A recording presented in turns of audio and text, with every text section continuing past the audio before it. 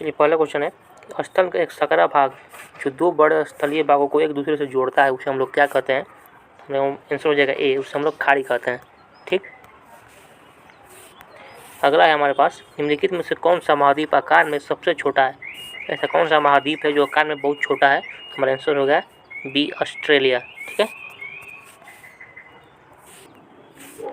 Next हमारा, उच्च प्राथमिक स्तर पर सामाजिक विज्ञान में शामिल है, मतलब सामाजिक विज्ञान के विषय में उच्च प्राथमिक स्तर पर क्या शामिल है, क्या क्या पढ़ाया जाता है? ठीक। तो हमारा आंसर हो जाएगा डी, इतिहास, भूगोल, राजनीतिक विज्ञान और अर्थशास्त्र। ठीक है। यहाँ पे मनोविज्ञान ये नहीं पढ़ाया जाता है, यहाँ पे समाज शास्त्र ये नहीं पढ़ाया जाता है। ठीक। और यहाँ पे भी समाज शास्त्र तो ये नहीं पढ़ाया जाता है। तो हमारा आंसर हो जाएगा डी, इतिहास, भूगोल, राजनीतिक विज्ञान और अर्थशास्त्र। नेक्स्ट हमारे पास है, निम्नलिखित में से कौन राज्यसभा सदस्यों का चुनाव करता है? तो हमारा आंसर हो जाएगा ए, विधानसभा के सदस्य के विधायक। ठीक। नेक्स्ट हमारे पास, भारत द्वारा निम्नलिखित में से किस शासन प्रणाली को अपनाया गया है? जानते हैं कि भारत में संघीय और सदस्यीय का ये अपनाया गया है। ठीक। अगला है हमारे पास, अनुसूचित जातियों के लिए कितने संसदीय निर्वाचन क्षेत्र आरक्षित है? तो हमारा आंसर हो जाएगा 84। ये आर्टिकल नंबर 47 में लिखा गया है। ठीक है, 84 हमारा आंसर हो जाएगा। नेक्स्ट हमारे पास कि भारत में अस्पृश्यता प्रथा के कारण निम्नलिखित में से मौलिक अधिकार का उल्लंघन किया जाता है, मतलब छुआछूत।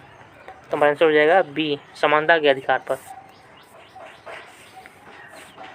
नेक्स्ट हमारे पास कि भारत के संविधान के अनुसार निम्नलिखित में से कौन सा मौलिक अधिकार नहीं है, मतलब फंडामेंटल राइट नहीं है? तो हमारा धर्म की आज़ादी का ये तो है, शोषण के विरुद्ध का अधिकार ये भी है, शिक्षा का अधिकार भी है, ये नहीं है संपत्ति का अधिकार। तो हमारा आंसर हो जाएगा ए, संविधान में मौलिक अधिकार नहीं है तो ये संपत्ति का अधिकार नहीं है हमारे पास। ठीक है। अब नेक्स्ट हमारे पास कि अस्पृश्यता यानी कोई छुआछूत के आधार पर भेदभाव को संदर्भित करती है, मतलब हम लोग भेदभाव किसके रूप पे करते हैं? जाति के फॉलो करते हैं कि वो नीच जाति का है या उच्च जाति का है। तो ये हो जाएगा डी, जाति। हमारा अगला क्वेश्चन है कि मुख्यमंत्री को कौन नियुक्त करता है? तो मुख्यमंत्री को राज्यपाल नियुक्त करते हैं। आपने कभी देखा होगा कि मुख्यमंत्री जब शपथ लेते हैं ना तो उनको राज्यपाल ही शपथ दिलवाते हैं। ठीक। नेक्स्ट है कि राज्यपाल को कौन नियुक्त करता है? राज्यपाल तो करते हैं मुख्यमंत्री का, लेकिन अब राज्यपाल को कौन करता है? राज्यपाल को करते हैं हमारे राष्ट्रपति। ठीक है।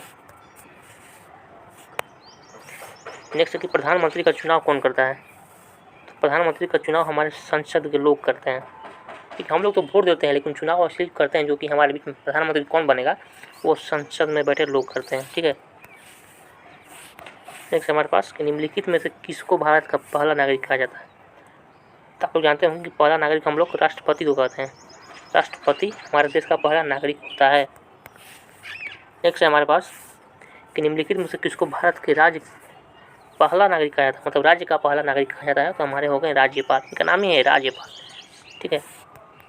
नेक्स्ट हमारे पास, भारतीय ग्रामीण समाज को बांटा जा सकता है मुख्यतः, भारतीय जो ग्रामीण का समाज है उनको किस तरह, मतलब किस भाव पर बांट सकते हैं? आंसर हो जाएगा ए, जनजाति समाज और कृषि समाज। काम में दो चीज़ें होता है, जनजाति और कृषि समाज। अगला है कि भारत में वर्तमान राष्ट्रपति कौन है? तो हमारा हो जाएगा ए, द्रौपदी मुर्मू। ठीक। नेक्स्ट है हमारे पास कि भारत के संविधान में निम्नलिखित में से किसका उल्लेख नहीं किया गया है? भारत के संविधान में निम्नलिखित में से किसका उल्लेख नहीं किया गया है? तो हमारा आंसर होगा टी, राजनीतिक दलों का नाम। राजनीतिक दल का नाम जो है ना हमारे संविधान में नहीं उल्लेख किया गया है। नागरिक अधिकार तो किया गया है, राज्य और केंद्र प्रदेशों का भी किया गया है, सरकार का ढांचा भी किया गया है, लेकिन ये नहीं किया गया है। तो हमारा आंसर हो जाएगा डी, राजनीतिक दलों का नाम। नेक्स्ट हमारे पास कि राज्यसभा में सदस्यों को कौन नामांकित करता है? राज्यसभा में सदस्यों को कौन नामांकित करता है, मतलब तो हमारे राज्यसभा में सदस्य को कौन नामांकित कर सकता है या करता है? तो हमारा आंसर हो जाएगा बी, राष्ट्रपति। से हमारे पास कि निम्नलिखित में से कौन भारत की संविधान सभा का अध्यक्ष था? तो ये थे हमारे डॉक्टर राजेंद्र प्रसाद। ठीक है।